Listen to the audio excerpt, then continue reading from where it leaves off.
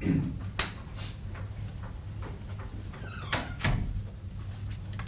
afternoon, Victoria. As of today, we have 0 confirmed cases in Victoria County.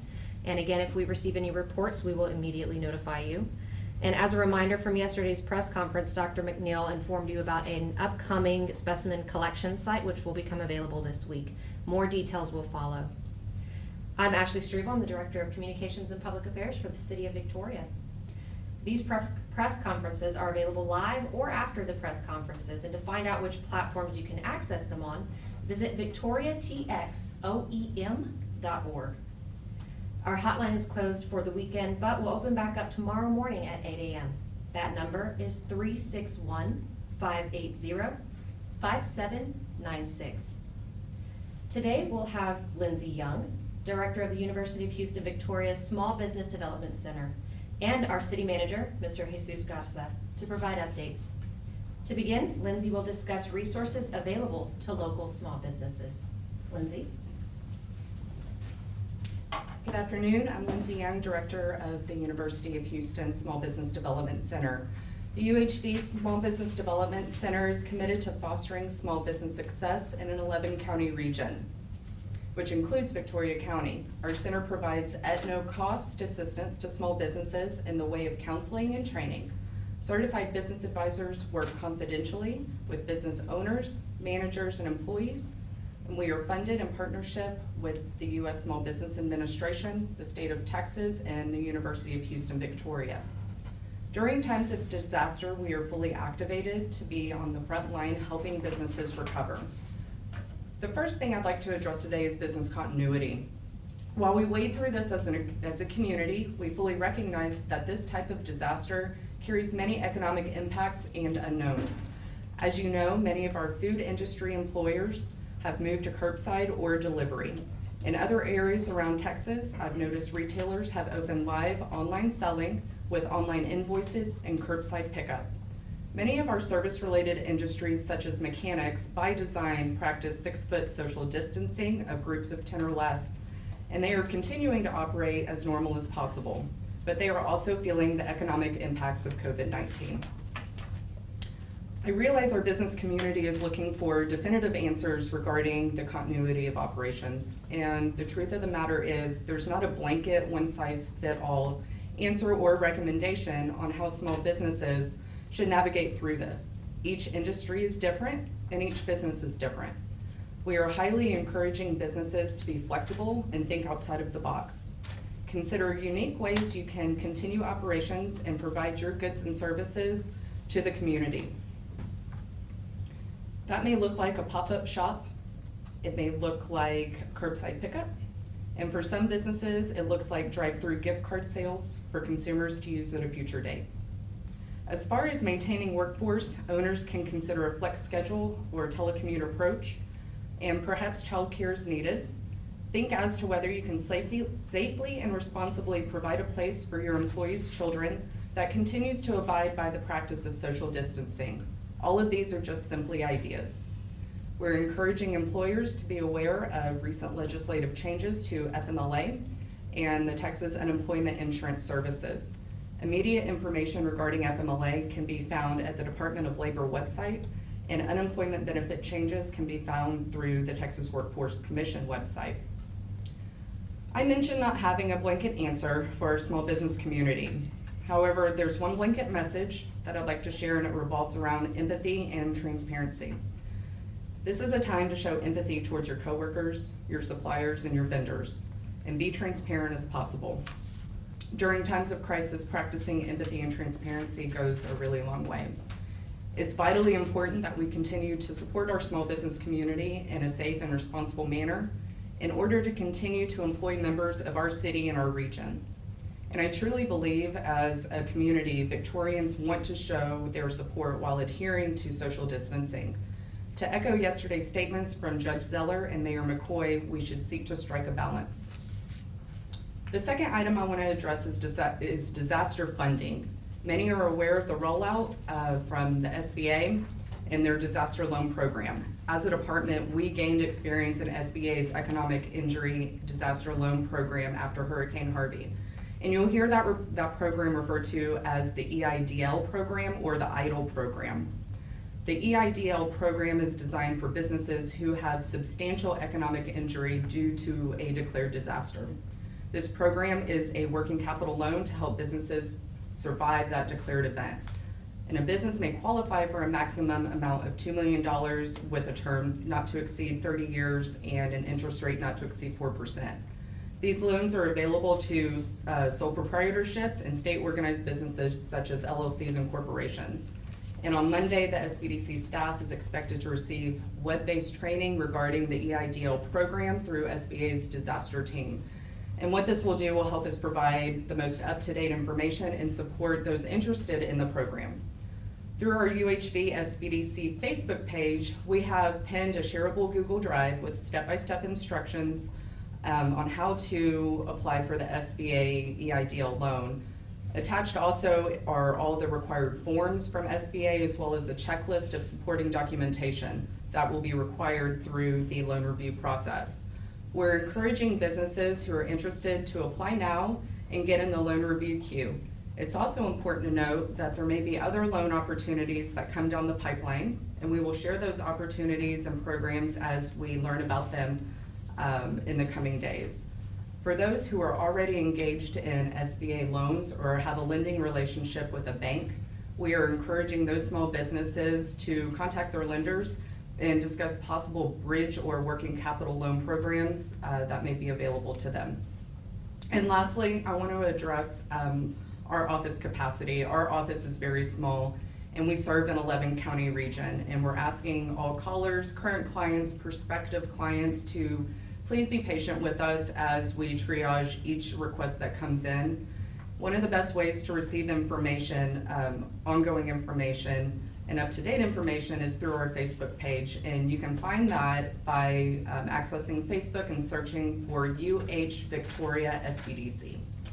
Our newsletter is another great resource of information, and you can begin receiving those by texting UHV SBDC to number 22828. Again, that is texting UHV SBDC to the phone number 22828. Or you can elect to choose our newsletter tab through our Facebook page and apply that way as well. And finally, it's important to us that you know that your SBDC is fully active at this point. We are available, and we're available to help and support our small business community, especially during times of crisis and disaster. Ashley. Thank you, Lindsay. That application process for SBA loans is actually on our website, and it will also be in today's press packet. You can also visit disasterloan.sba.gov/ELA/ for more information. Next, we'll have our city manager, Jesus Garza, who will discuss our city's operations. Thank you, Ashley. Good afternoon, everybody. A couple of days ago, you might have noticed or have seen that we took it upon ourselves to shut down city facilities to the public. This became effective yesterday and will run through the end of the month.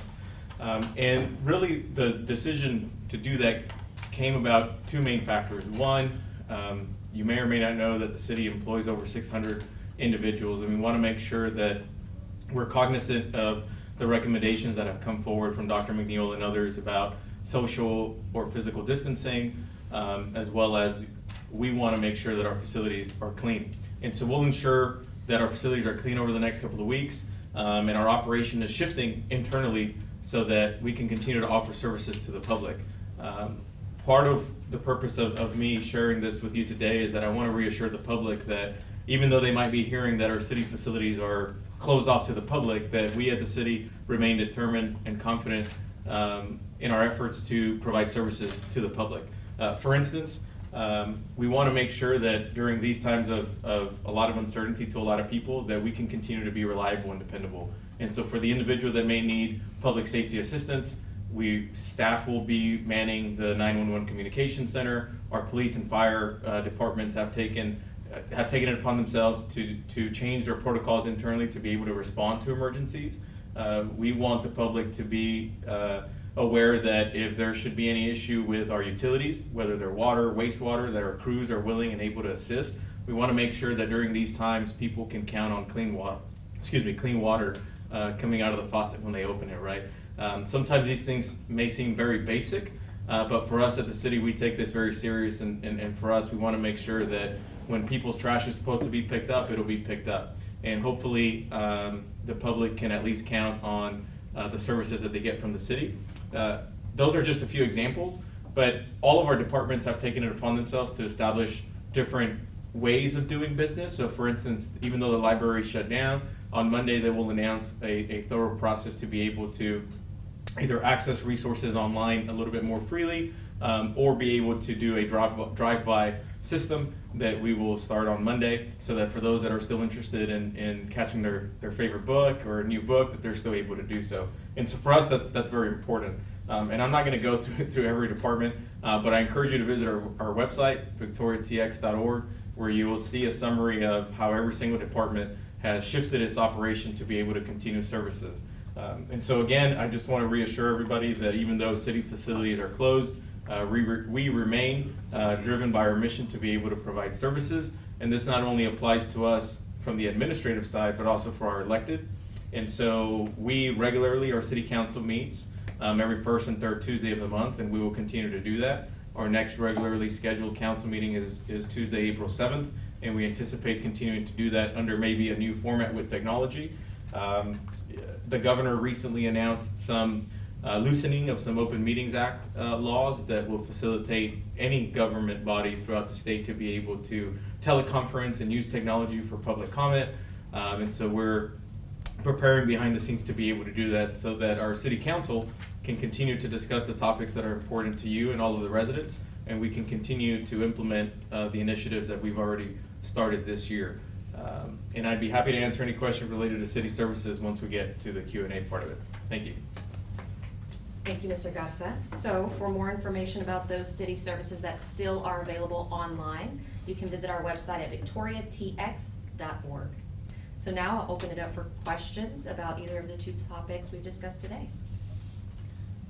Y'all mentioned that there have been no new confirmed cases of coronavirus in Victoria County. Have you heard of any in the surrounding counties? I mean, I think that that's out there, right? And so we can only confirm reports in Victoria County. And do you guys know how many tests have been administered thus far? That's something Dr. McNeil can address, and he will be here tomorrow. Okay. Readers want to know, they have a question about the virus. Would that be something that I also need to direct to Dr. Yes, and he will be Okay. here tomorrow. Could you reiterate one more time the numbers that they could text, something that would be pretty simple for, you said it was a 5-digit number, 22, you could read, yes. Sure. Yeah, Yes. Lindsay's.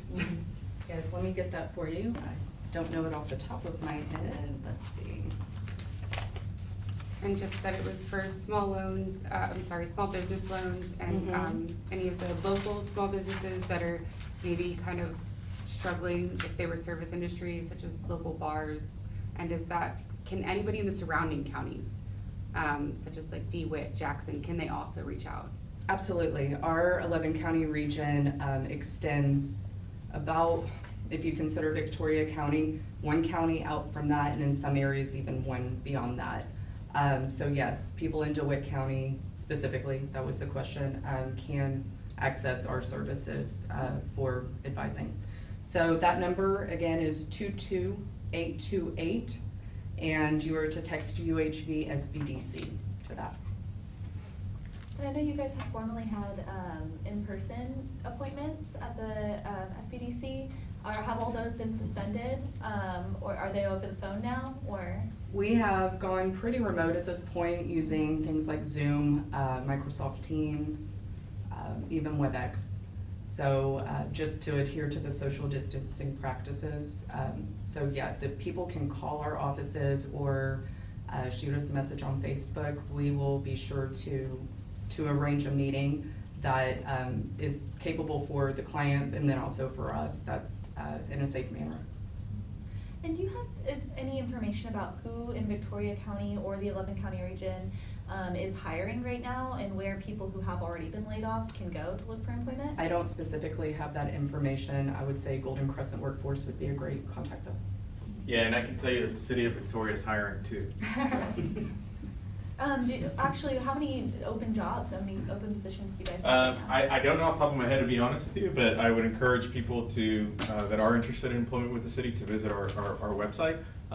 It is a very intentional effort on our part to continue to have open positions. Obviously, this type of event will have an impact on our revenues because of impact on sales tax and a few other things. And so it would have been very easy for us to make a financial decision to establish a hiring freeze. But we recognize that during these times, we want to help as much as we can have people employed. And this doesn't just apply for the city, but I know that the school district and the counties on the same have opportunities available for individuals. And are those maintenance type positions or any sort of? It's a combination of all of the above. Yeah, Okay. ranges from maintenance to mid-level managers. I don't have any executive vacancies open right now. So, thank you. And I think last week there was also mention of drive-through testing facilities. Has there been any progress made on establishing those? So what Dr. McNeil spoke about yesterday was actually not a testing center, but a specimen collection center. Very different terminology, we want to differentiate there. And he will actually be here tomorrow to discuss more about that. We anticipate it will become available this week. Does anyone have any other questions? Okay. Well, one last update I want to provide is on behalf of the County Commissioners Court. So due to the essential nature of this governmental meeting, the Commissioners Court will hold its regularly scheduled meeting tomorrow at 10 a.m. The county is encouraging all members of the public to please tune in on Facebook Live instead of attending the meeting in person. Public comment will be accepted on the agenda items through Facebook Live. The agenda and packet for this meeting are available at vctx.org. And the meeting will be broadcast live on the county's Facebook page at Victoria County TX. In addition, officials, employees, and the general public will be screened at the door, and seating will be spaced as far apart as possible. Going forward, the Victoria County Commissioners Court will transition meetings to video or teleconference during this situation. We will update you with more information as it becomes available.